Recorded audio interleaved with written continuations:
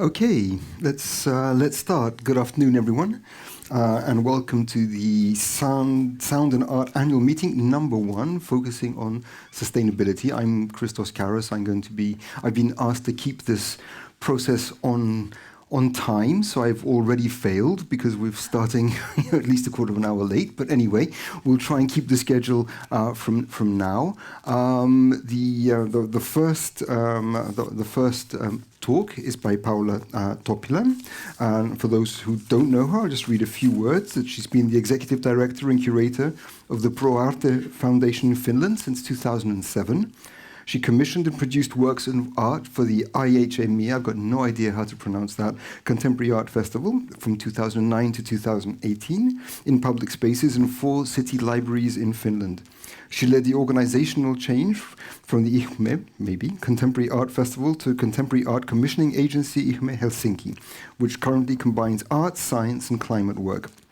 The aim is to produce freedom of art, eco-social civilization, a sustainable and democratic society, and a diverse good life. She has an MA degree majoring in art history, and she has supplemented skills with both curatorial and leadership and management training. And the title of her talk is Ecologically Sustainable Curating and Art Production. It's a pity that we don't have you with us, Paula, but thank you for being with us virtually. The idea is that we should leave at least 15 minutes for questions from the audience, and we're meant to be finishing the session at 3, so at around 2:45 we'll hopefully, Paula, you'll have concluded your talk and we can start the discussion. So the floor is yours. Thank you very much. Can you hear me okay? Yes, great. It's wonderful that I can see you even if I'm not there physically. And I hope you can also see and hear me all right. So thank you very much for inviting me, and I'm very pleased to be able to tell you the story of IHME and how we have developed our program towards more ecologically sustainable art institutional practice. And I have prepared this 45-minute talk in order to explain about the organizational change, but also what does it mean in terms of curating and art production. So I will give you 3 different kinds of art works that we have produced as examples of processes that we have changed in terms of our new direction. So I will share my screen in order to show you some pictures.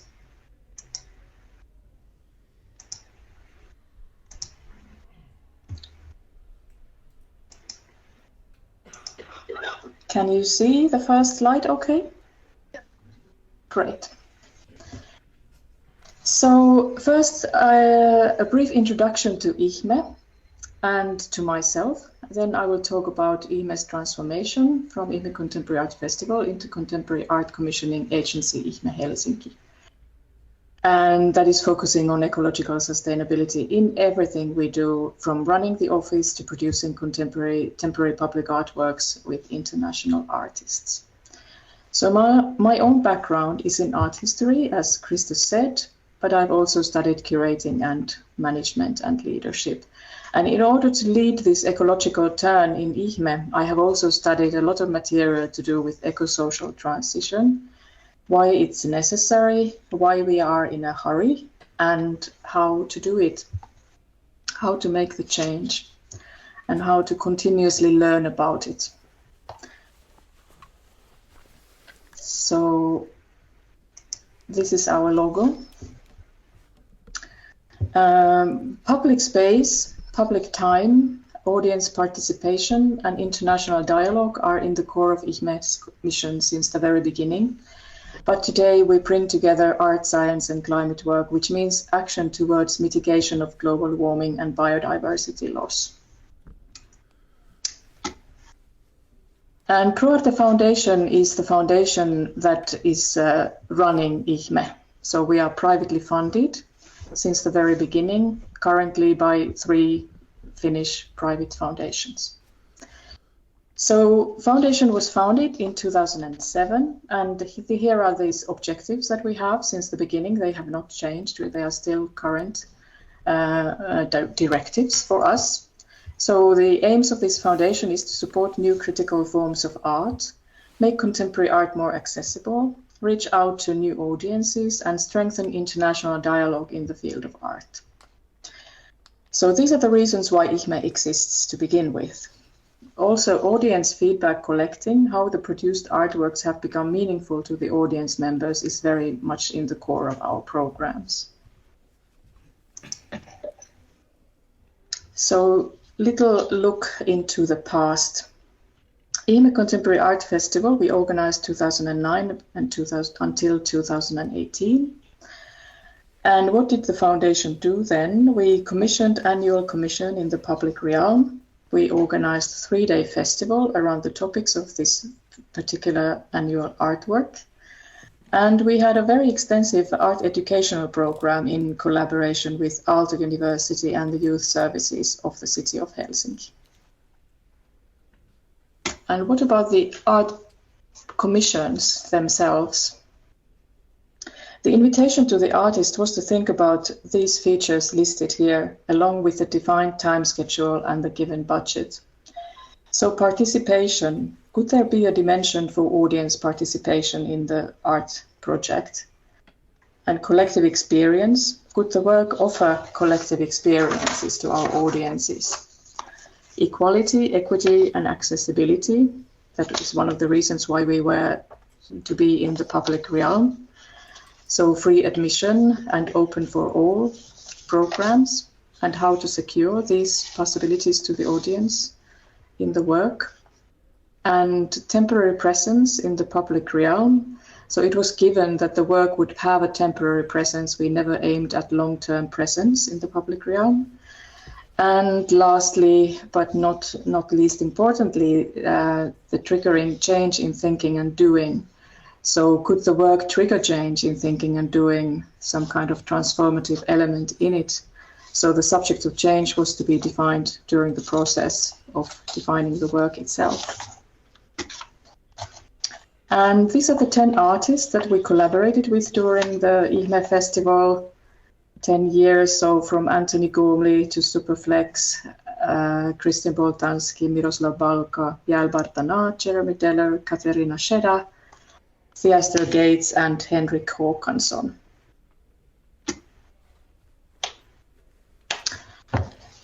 Before I will talk about the actual ecological transformation in the context of my organization, IHME Helsinki, I will give you some data in order to explain why did we take this step in our organization's history. What do we mean with climate work, and why do we as contemporary art organization want to include climate work as something as important as supporting art and science in our operations? In this, why is climate action and sustainability transformation necessary? Because otherwise everything is in danger. Culture, welfare, economy, security, health, and food security. And as a humanity, we don't have any other alternatives than to stop or at least try to slow down global warming and biodiversity loss. We have known about climate change and global warming and its consequences for already 150 years. Why didn't we make the change earlier? Because fossil fuels has made it possible for amazing wealth and health for people in many countries, and it has made it possible for many companies to become gigantic and employ millions of people in the world. So this image, which I apologize that is partly in Finnish, but I will explain what it means. You can read the numbers in any case. So this image is about carbon budget, and I'm showing it in order to explain why the action is needed now and why everyone is needed in that action. So the critical 1.5 degrees. Scientists have defined that 1.5 degrees warming is the limit where we can still avoid at least some of the irreversible changes in our environment. Changes that are looming out there if we don't do anything, and are there already, as we know from the news. And some things are already irreversible, like the melting of the icebergs. So this image is showing that the carbon budget is the amount of carbon we can emit in the atmosphere before 1.5 degrees warming is being reached. And that amount of carbon is 290 gigatons altogether. And the current annual emissions of humanity are 42 gigatons per year. So it's quite simple to see that at the time when this presentation, I'm borrowing Mari Pansar from Finnish Independence Foundations. She's a director there, specialized in circular economy. And she gave a talk in one of our seminars. And so 2 years ago, this indicated that we would have 7 years left to make the change in order to keep this 1.5 degrees track.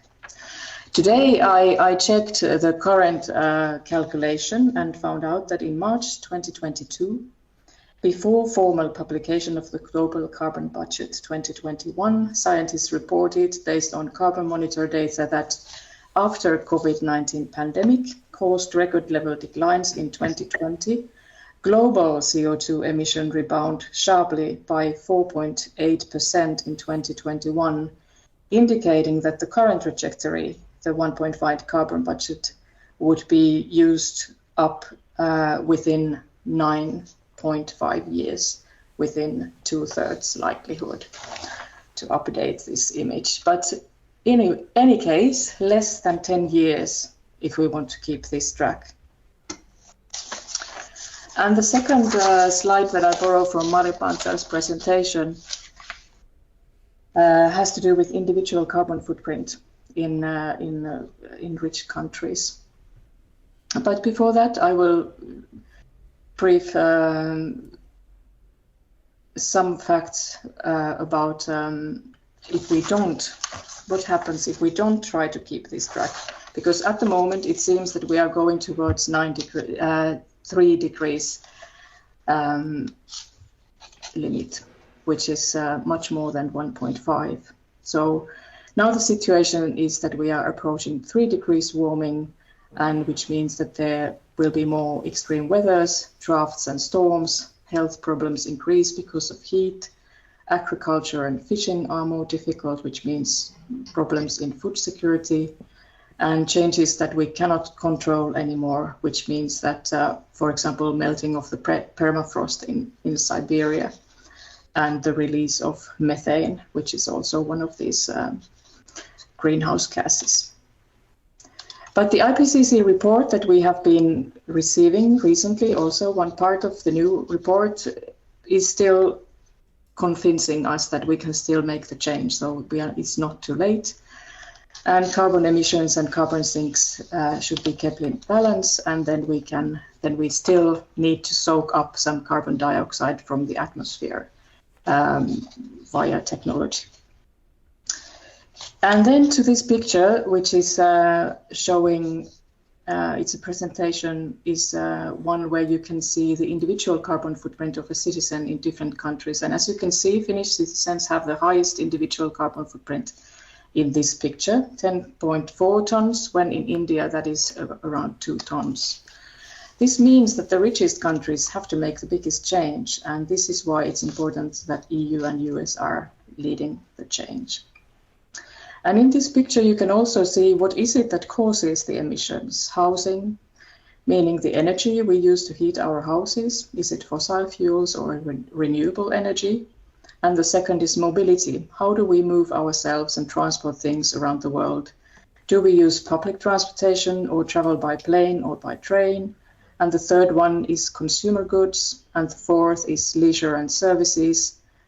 So we should consume less, and I would also add that the fifth parameter, which would be food. So it is preferred in terms of emissions to eat more vegetarian food and leave less space for meat. So these are the parameters in which the change needs to happen if we talk about sustainability transition or sustainability transformation in terms of global change. And so just to make sure that we are all on the same page, I'm sure there are many things that you have already familiar with. But now we come back to art and art organization, and what does this situation mean in those terms. So climate crisis and biodiversity loss are showing us more and more clearly that everything we need for a good life is dependent on natural environment, that is, natural resources, other species, both flora and fauna, clean water, clean air, healthy soil, and healthy ecosystems. So I tend to talk about ecological sustainability, being fully aware that we also must consider social and economical sustainability. But the thing is that we cannot reach economical or social sustainability without ecological sustainability. And I think that the work to be done now is to reconnect with nature, understand the interdependence between our well-being and the well-being of environment and other species. So the concepts of well-being and progress need to be rethought and recalibrated to the current situation where we are approaching the 1.5 degrees global warming. And this picture is a film still from Henrik Håkansson's film, The Beetle. That was the last commission that we produced in the context of the festival concept. So in Henrik's film, there was a very influential protagonist. This small beetle, Hylocaris cruentatus, that is an endangered species and can be found only in one suburban park in Vantaa, Finland. The story of the beetle and human acts that are threatening its existence were connected to the biggest challenges of our time, the environmental crisis and biodiversity loss, and we realized that climate crisis is a chronic crisis and that it's also a crisis of the art world, because it is not enough that we present artworks that raise awareness on these issues, but we must start studying what it means to be ecologically sustainable as an art institution. So also to make it possible for artists to produce their work more sustainably. This is another still. Already during the festival years, our work was often characterized with the famous quote from architect Mies van der Rohe's famous quote from 1947, "Less is more." In our case, commissioning just one, however often large-scale, public commission, there were sustainable aspects inherent in the concept since the very beginning, 2009. So we only produced one annual commission, we only produced one festival event, and everything we produced locally, so we didn't transport almost anything to the venue and to the site. We also recycled all the materials that we could, and we have always used only local experts and local staff, so we don't transport people except the artist it's the one that is traveling. And often the main resource in the commissions that we have made is local human resources in many of the commissions. So when we realized, when producing Henrik Håkansson's film, we already outlined these parameters that we would like to, or this kind of practice that we were looking for in order to become more aware of our ecological footprint. So we decided that we would consider seriously when we really need to travel, and if we need to travel, we should consider if we can travel by land. And if we have to fly, we would prefer direct flights and then compensate the emissions. But really the compensation should be the last thing to do. So first one should be aware about the emissions, think about less emission alternatives, and then only then do the compensation. And in art productions, as said, we would prefer to produce everything locally, recycle waste and materials, and also audience is a very big issue when we talk about emissions. So we also instruct our audiences to arrive to the venue by public transportation. And considering printed matter, we consider if we really need a printed matter or if we can reach out to audiences in other ways. But when we do print, we favor environmentally certified printing houses and about environmentally friendly materials. Also, when we serve food, we prefer vegetarian food. And what is super important is sharing everything that we have learned, because nobody can make the change alone. So it's important to have others involved as well. And at the moment in Helsinki, we do have a circle of cultural and art institutions who have a common goal. And I'm happy to say that these circles are becoming bigger all the time. Next, I would like to demonstrate through two examples of our commissions that how immateriality is not necessarily in synchronization with lesser emissions.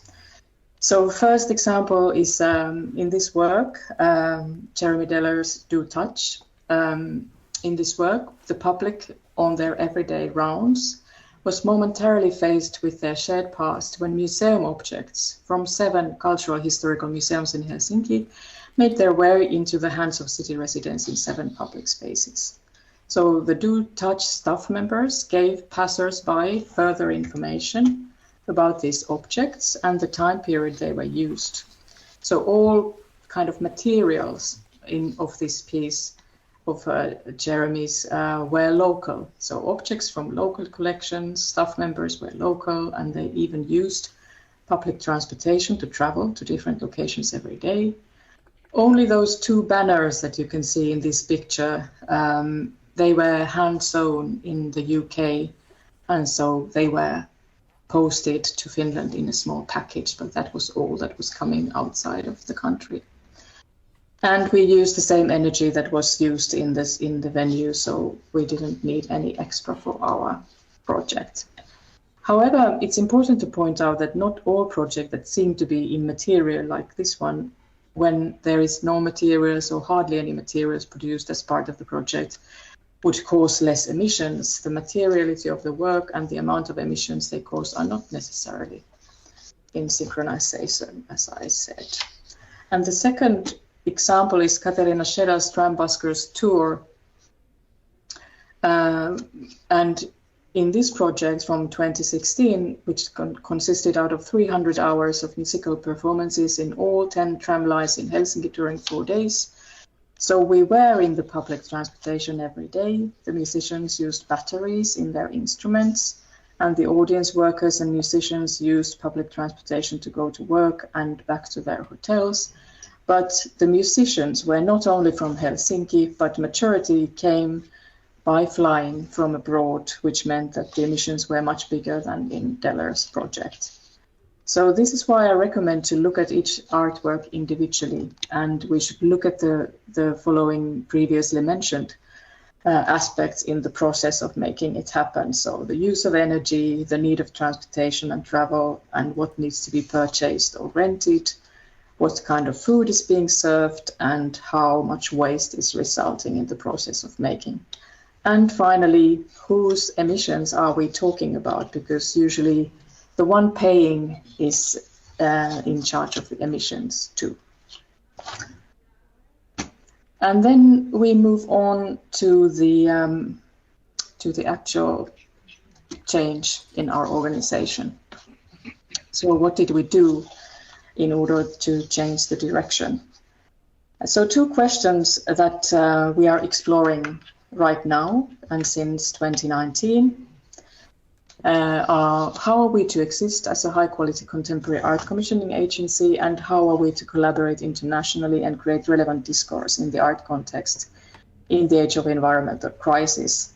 And what does it mean to become carbon neutral or even carbon negative contemporary art institution?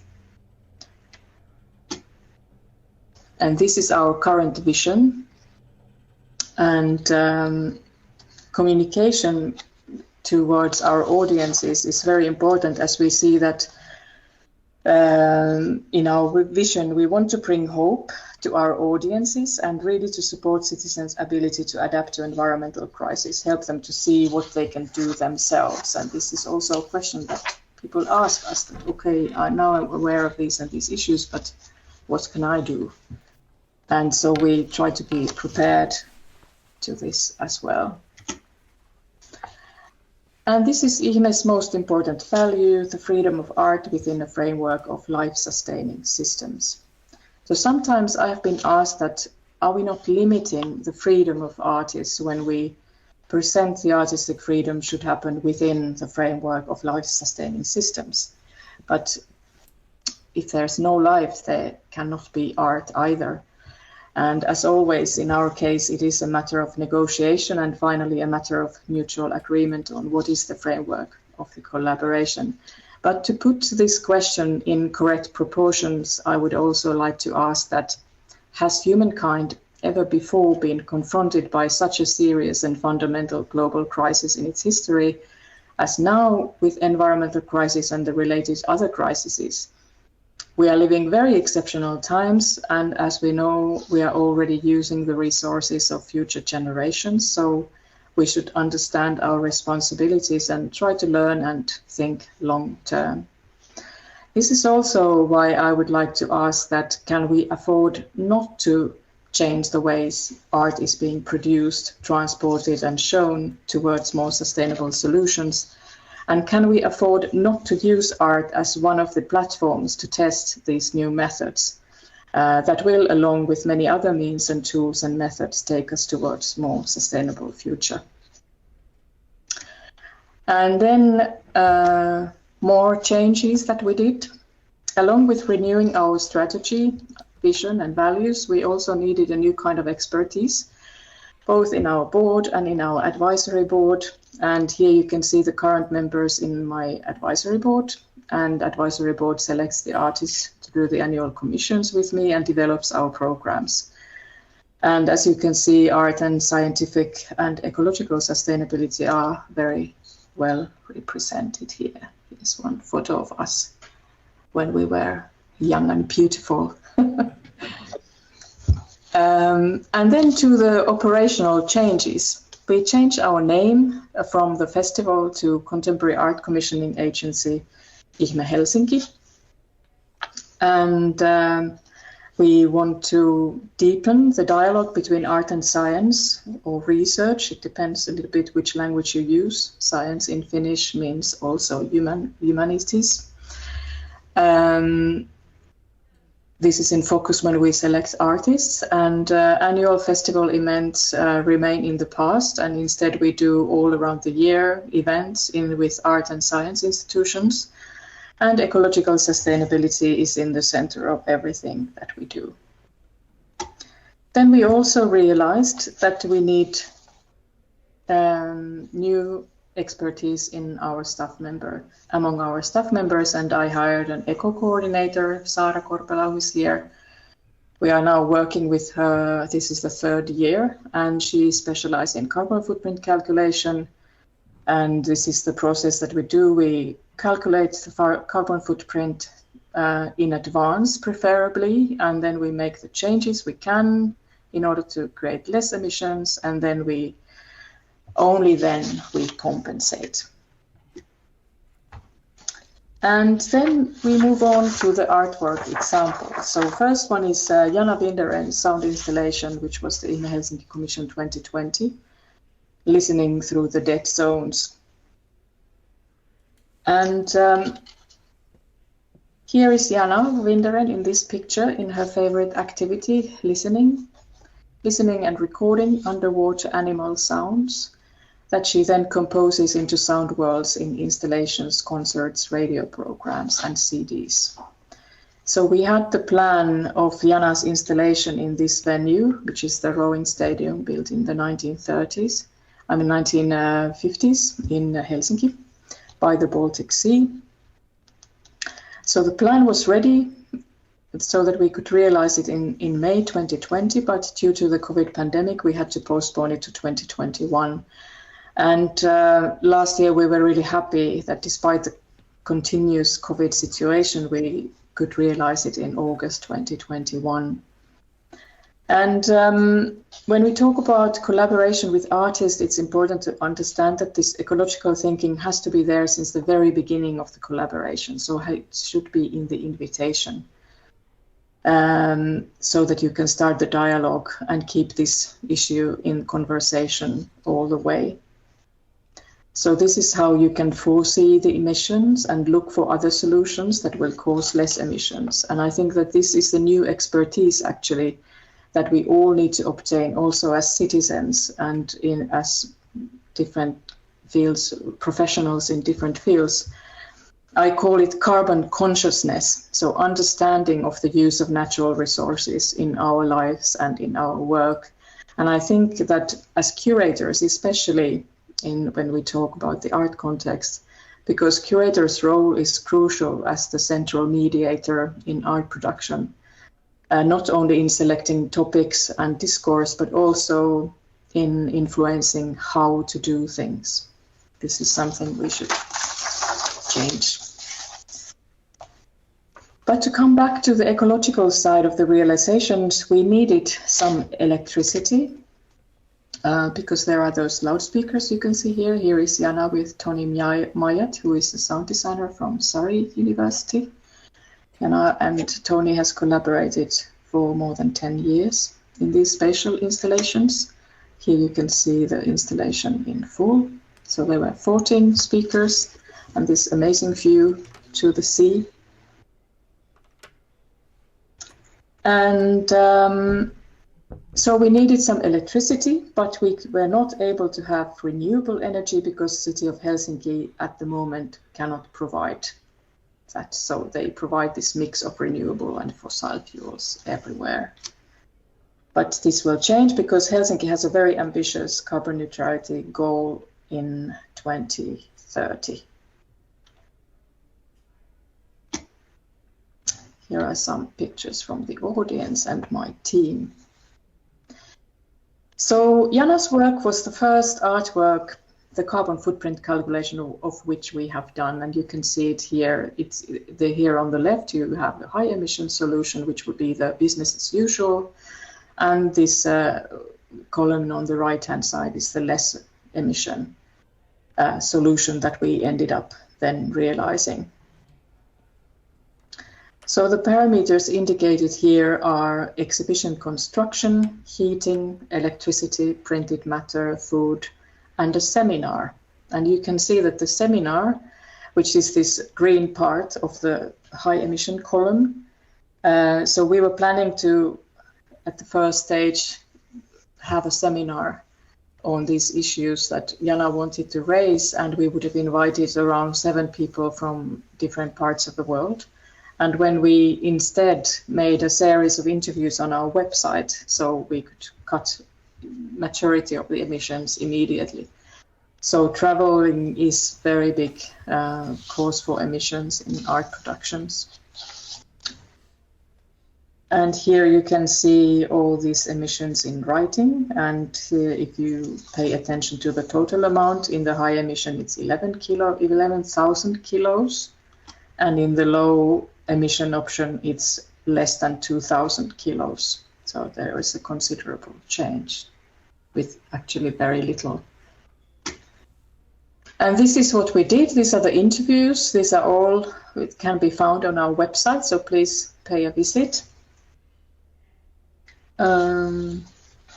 So we wanted to open avenues to our audiences to learn about the Baltic Sea. What are those dead zones that Jana is talking about? What is the legacy phosphorus in farming land?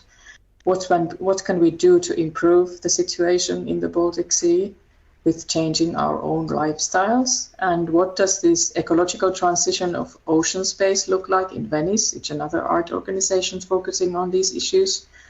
And also there is a very interesting interview with Palin Ansusinha, Jana's research assistant in the context of Krabi Biennial in Thailand, who connects the biennial to the lives of the local people, fishermen and their communities, and finally to the food security of these cities.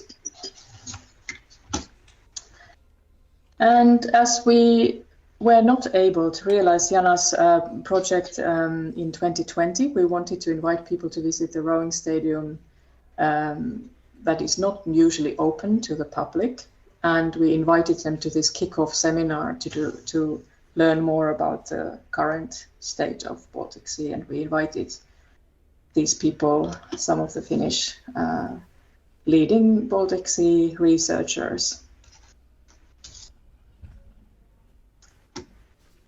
And then there's the next second artwork example is IHME Helsinki Commission 2021 by Scottish artist Katie Paterson, entitled To Burn Forest Fire. And this piece consists out of these 2 incense sticks. The first forest has the scent of the first forest on Earth 385 million years ago, and the other incense stick is transmitting the scent of the last forest of our time, so the time of the climate crisis. And it's being identified to be the Amazon rainforest because it is vanishing very, very quickly. And so we went through many different proposals for this work with Katie, and along the process, the current ethos of IHME was totally submerged in the selected project, which is this one with the 2 incense sticks. So materially, the artwork consists out of these 2 incense sticks made of organic materials that will be burned in collective rituals in different public locations in Helsinki. So we organized 35 ceremonies in 15 different locations last year in September in Helsinki. And thus the project is very conscious about its environmental impact being materially utterly minimal and leaving only small pile of ash to recycle behind. Also, the project's collaborators, like the incense maker, who have been carefully selected to be the ones that share IHME's values and are willing to learn more about carbon-free future. These incense sticks were produced in Japan by a family company, Curator, who is also doing a lot in ecological sustainability. And all the research for this project in Finland, in Scotland, Japan, United States, and Ecuador has been conducted with remote connections, including basically only artist travel to Finland. And thanks to COVID as well, we have learned how to work remotely. So how does this work look like? I will show some pictures of these ceremonies first, and then we go to the carbon footprint calculation of this piece.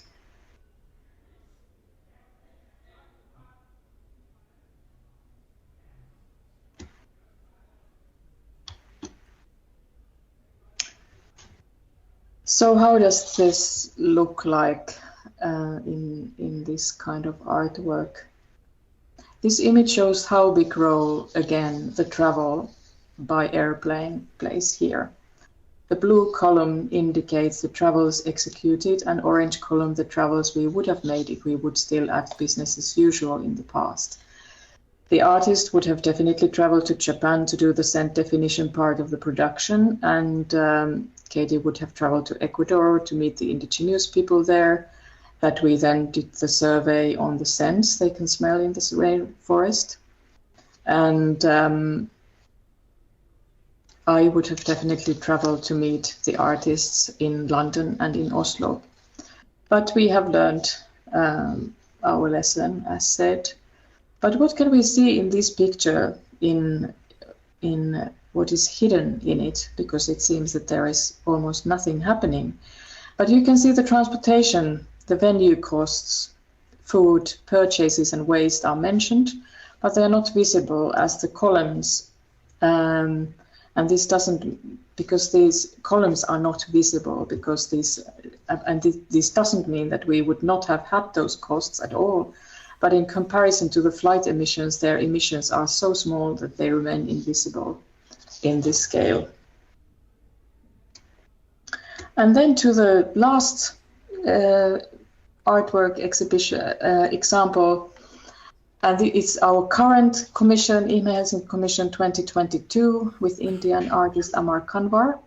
It is called Learning from Doubt, and it's an online course which is based on Kanwar's long-term art installation and exhibition, The Sovereign Forest, that maybe some of you have seen Amar is an artist who've been exhibiting in the last 4 Documenta exhibitions, and most of his film work are familiar probably from there. But this course includes experiments in ecological sustainability involving the unique seed bank in the village of Narisho in Odisha, India, as well as the experience of making and displaying the sovereign forest installation. So in addition to the currently ongoing online course, this course will finish next week, and Amar will be here tomorrow. The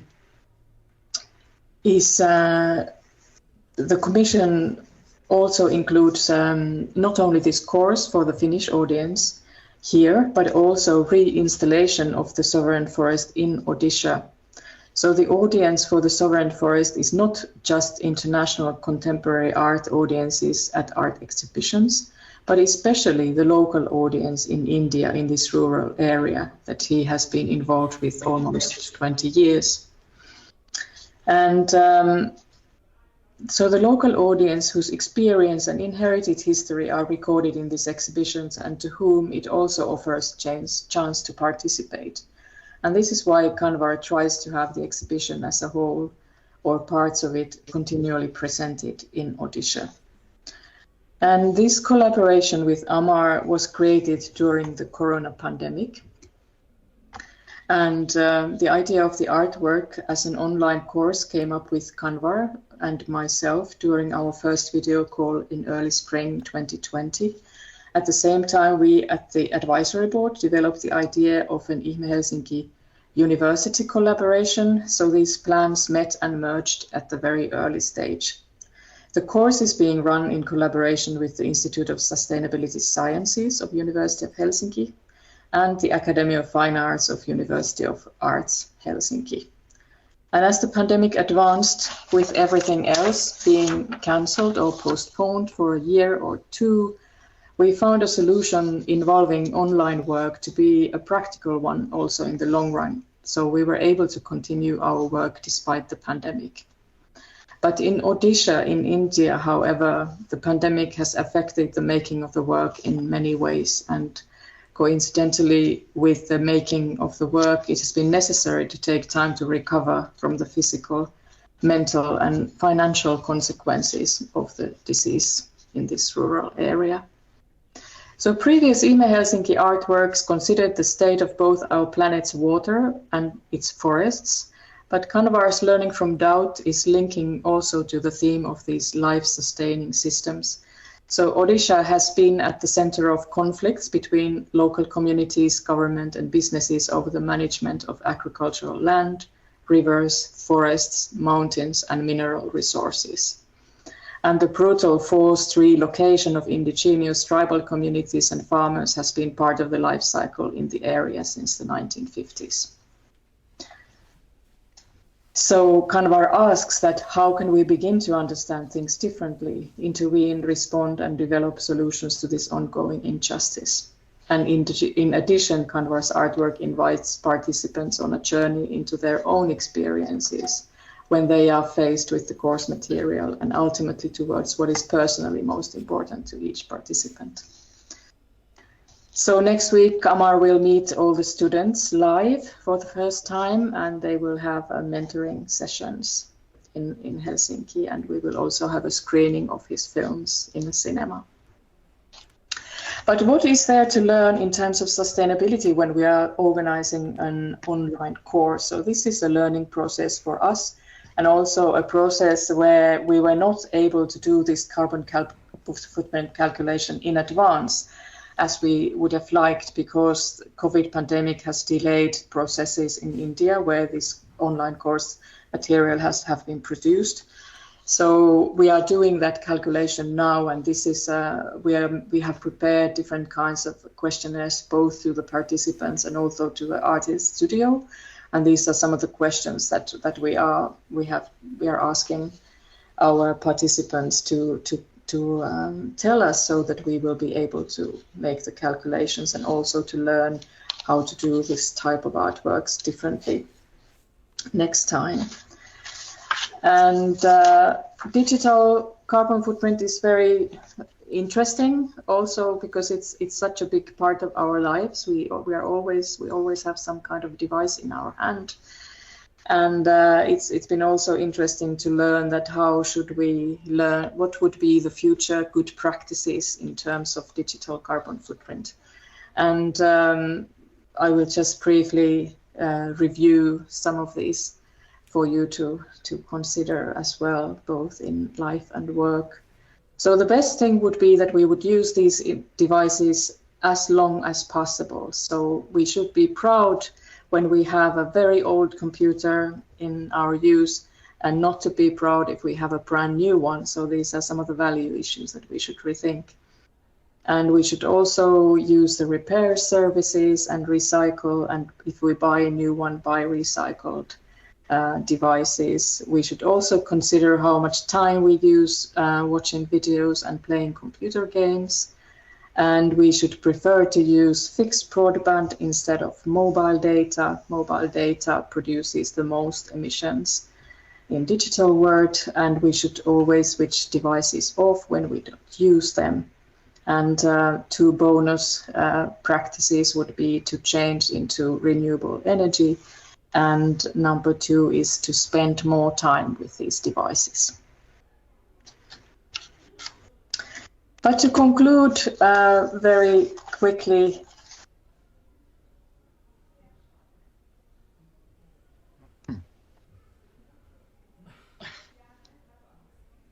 in terms of working as a curator in IHME, so it's a continuous collective learning process. So to explore the unknown together.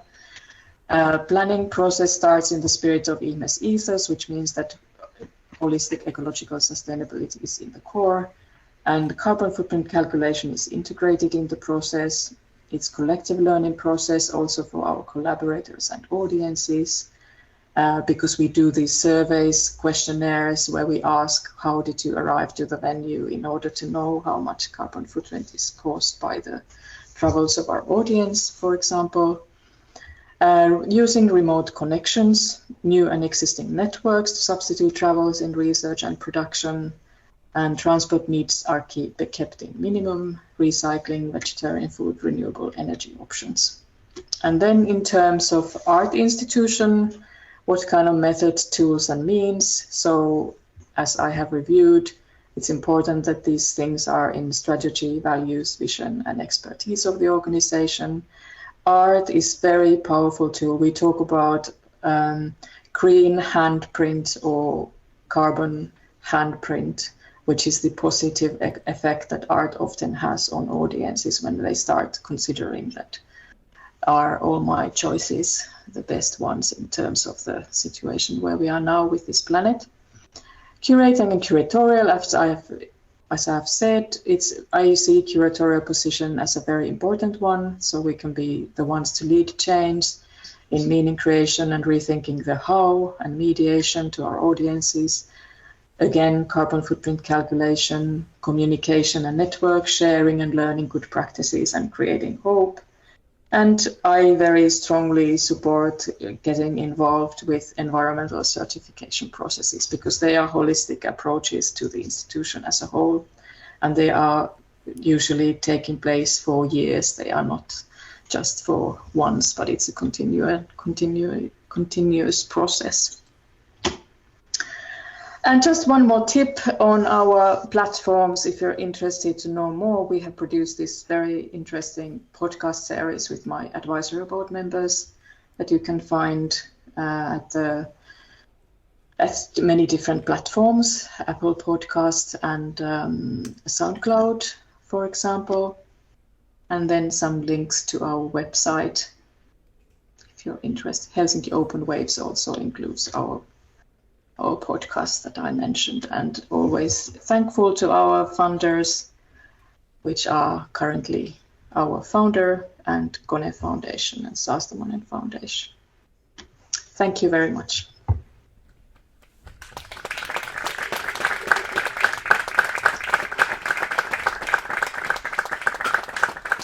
Great. Thank you very much, Paul. I think that was a very, very impressive talk. I mean, you've adopted a very thorough, a methodical and I would say quite radical approach to this issue. I think it's true that for arts organizations now, we're beginning to really understand what needs to be done. I mean, there are not many excuses left. I think we know what needs to be done. I mean, what you said reflects a lot of what we're doing in my organization as well. When there are these 5 basic elements that we have, sort of organizational change, operational change, content creation, communication, and synergies. I mean, these for us are the 5 levels at which we try to develop our own sustainability strategy as things stand now. To get the discussion going, I'd just like to ask two questions. One is concerns the last bit, the synergies. And you mentioned the synergies. You mentioned the groups of arts organizations that you're working with in Helsinki. You also mentioned in your talk several elements, which show the limits of what arts organizations can do. I mean, we don't control power production, we don't control recycling systems, we don't control public transport, etc., etc., etc. So I was wondering whether with these synergies you developed, you're also sort of trying to apply pressure on, let's say, the higher level, let's say, legislation and decision-making process that really do affect the massive, let's say, changes that need to come across for there to be a carbon neutral future. So that was the first question. And the second one is it's a bit of a trick question, a bit of a poison question, but it's the basic one I think we will have to face, which is the trade-off between really having this quite radical and very effective carbon neutrality strategy on the one hand, and the trade-off between actually promoting and encouraging international collaborations, people getting together.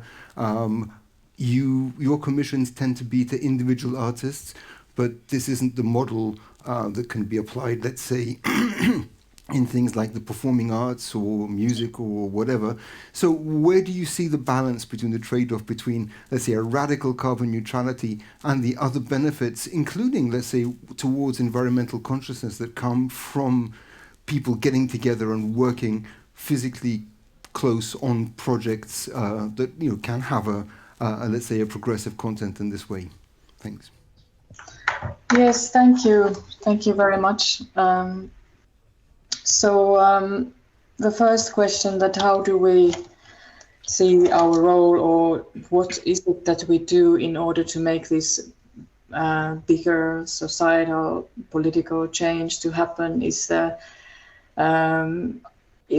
us being a very small organization. We see that this sharing is very important, so to create this network so that as an art scene we can be together and also address these issues to the politicians. And for example, what we did in 2020, and we will do again in the end of this year to kind of follow-up seminar of that first one, we invited the Minister of Environment and I think it's a Science and Environment Minister at the time to be present in this seminar. So she came and she gave a talk, and she was also following the seminar. So in Finland, being a small country and quite horizontal, it's quite easy to have connection with the politicians. So it's easy to talk to them. And also some of our collaborators in this network it's in their position to be lobbying these issues to the political level, to the ministries and so on. So this is collaboration is really a key in terms of making the change spread wider. And of course, Finland has very ambitious goals, not only Helsinki city that I mentioned, but also Finland as a country has a very ambitious goal to become really carbon neutral in a very short term and still remain as a welfare country, not have to reduce the level of welfare. I have my family around, so there's like doorbell and it's running behind me, but don't worry.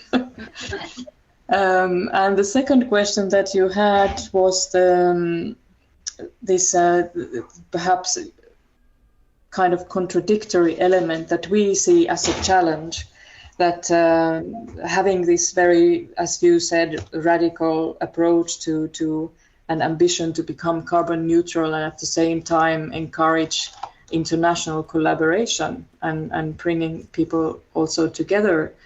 Sometimes I think that this is the challenge, that we are looking into different kind of possibilities. How can we still be an international contemporary art agent instead of becoming completely local, which would be really easier to maintain this kind of ecological sustainability. But because these problems are global, they are shared problems. We think that we have to be able to maintain also networks internationally and to be able to share what we are learning and also doing and sharing that. I think this is really very important reason for us to maintain international collaborations. But also I think that it's also a huge possibility in art to make it visible how we, especially here in the global north, how we are part of the problem mostly in other parts of the world.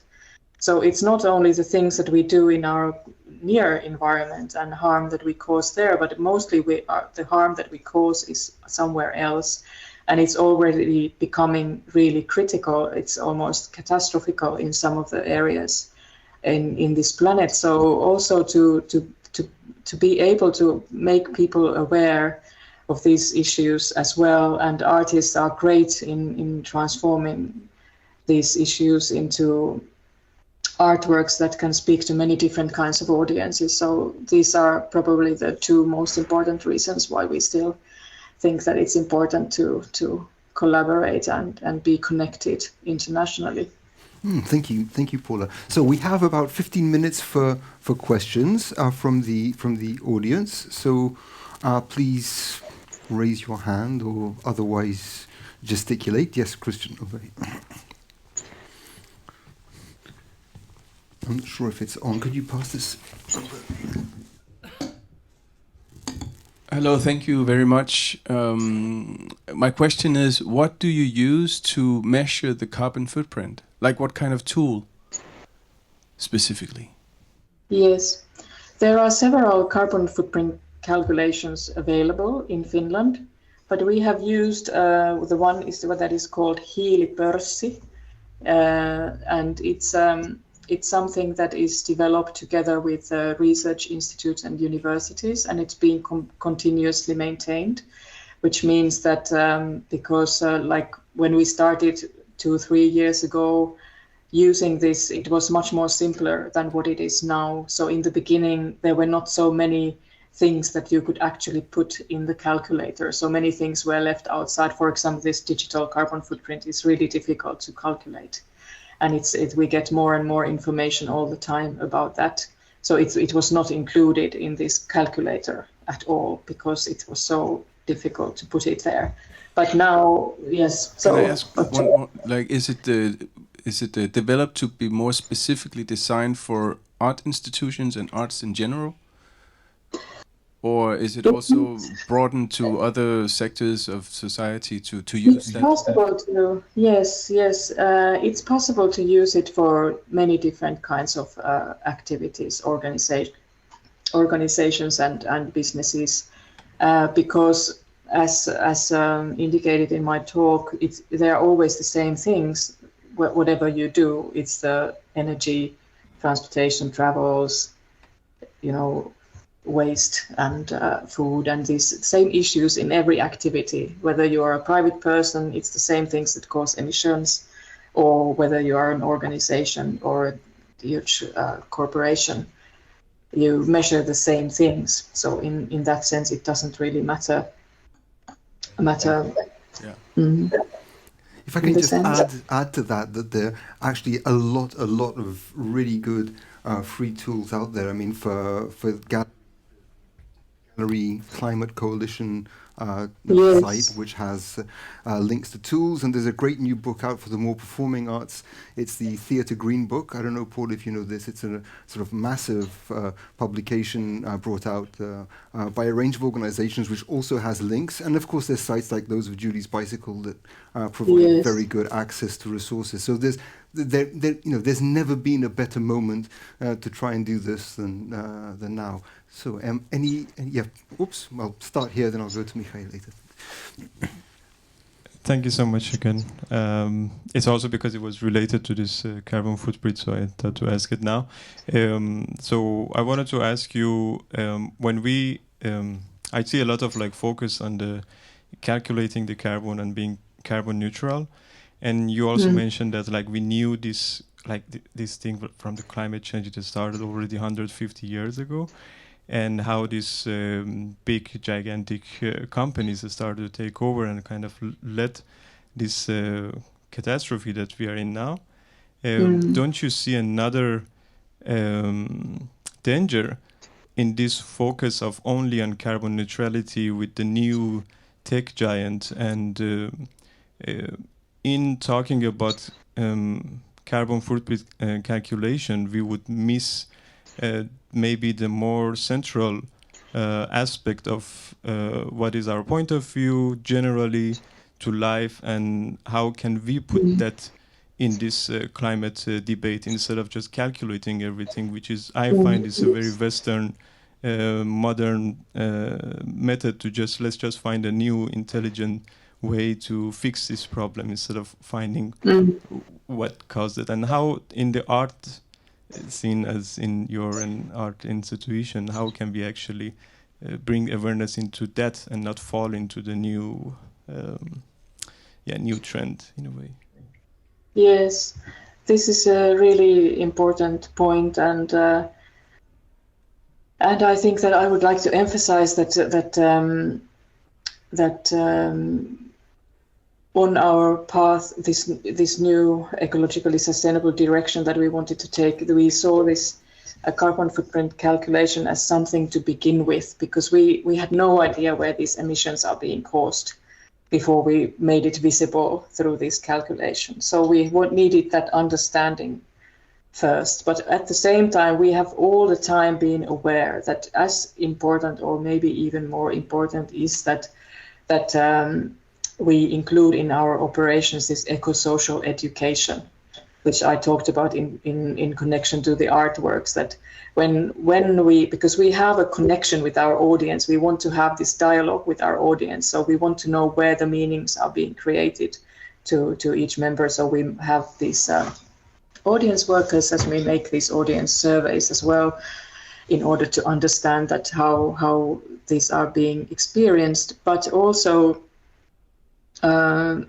in order to be aware that what kind of information do our audiences know, because there is always this question coming that, okay, now I understand these problems, but what can I do? So this is where we really try to create also the change in culture and in thinking. And I think that the biggest problem in this is that okay, we can diminish all these emissions probably pretty easily if we wanted, but also we have to think differently in the future. We cannot continue consuming the way we are doing at the moment. We must slow down certain processes and speed up certain processes in order to be able to maintain some kind of future balance on this planet. So I think that this eco-social cultural transition is really important part, and it's not absent. It's very much present in our programs, and probably in the future when I make these presentations, it will also have a bigger part in it. So thank you for pointing this out. As I make my way to the next question, let me just add on that to what the gentleman said. There's a question actually that Indira Gandhi asked back in 1978, before any of this was mainstream, at a big conference, either in Copenhagen or Stockholm, I can't remember. But anyway, she said, "Are not poverty and need the greatest polluters?" It was a question. And it comes back to what you were saying about the connection of sustainability at the social and economic level as well, that we can't see environmental damage separate from societal issues and economic issues. So I think it's a really valid point. Anyway, Michael. Thank you very much for your presentation. A lot of the questions that you asked are questions that I've been asking. I'm an artist and I work with a lot of institutions internationally. I have two questions. One is a very practical question. The other one is more referring to, is more systemic. So the first one is, it came out of a project that we were doing in Luxembourg with a lot of teenagers, and we went to a server's, a data storage place, and that made all of us very aware of the carbon footprint of communication, which is only increasing. Communication and data storage, especially with the kind of work that I do, which is mainly sound and video. So storing data, transferring data, sending data to institutions, the carbon footprint is immense. And I wonder if, there is something about medium, there's something that you commission that might be connected to your calculations and the way you think. And the second question is related to the commissioning. I can see your lovely creature there. It's very sweet. Yes, yeah. Now there is my cat. Yes. So something about the artists very often have to travel to many places. In particular, I create most of my works in collaboration with different communities, and I need to travel to many places. I need to install works or perform my work, and I need to work on several projects at the same time, travel to many countries every year. In 2019, I took 70 flights for my work. And which is poses a big moral question, but also a very practical one. The moral question is, can I continue doing this work with such, that poses such a huge moral dilemma in terms of the carbon footprint that my work obliges me to produce? And the second is, why do I need to do 5 commissions and 50 shows a year? The answer to that is because ideally I would do 1, but it doesn't pay enough. So I wonder whether fees, the remuneration of artists, is taken into consideration when you're talking about this systemic change that you are proposing in your institution. Thank you. Yes, thank you. Thank you for the question. Of course, I think that each of us need to consider these issues ourselves within the power that we have to decide on them. And of course, it's this balancing act that you have to do. Of course, you have to take care of your survival and to be able to maintain your life. But I think that we all in the global north, most of us have the possibility to scale down to some level, to do a little bit less, because we do too many things. It's also part of the problem. We don't only consume too much, but we also produce too many things. And I don't mean you personally, but in general level. So these were the decisions that we have made in IHME, directed by myself, which meant that we scaled down our programs. We are not a festival anymore. We are a contemporary art commissioning agency. But I'm not in the position to give advice to anybody. I can only present what we are doing and and raise these questions and hope that people would like to be part of this change. But I understand that there are many challenges as well, as you very well indicated in your case. Thank you, Paula. We've reached the end of the session. It's nearly 3 o'clock. So thank you very, very much, and thank you all for listening, and thanks for the questions. Excuse me. We're going to take a 15-minute precisely coffee break, and then we're coming back for the next session to hear from Sustainable Arts Now. I won't even try to say that in Danish, with Kristen Gade Bjellum, which I had to say. Thank you. At 5:15. So please be back here in 15 minutes. Thank you very much. Thank you very much again, Paula.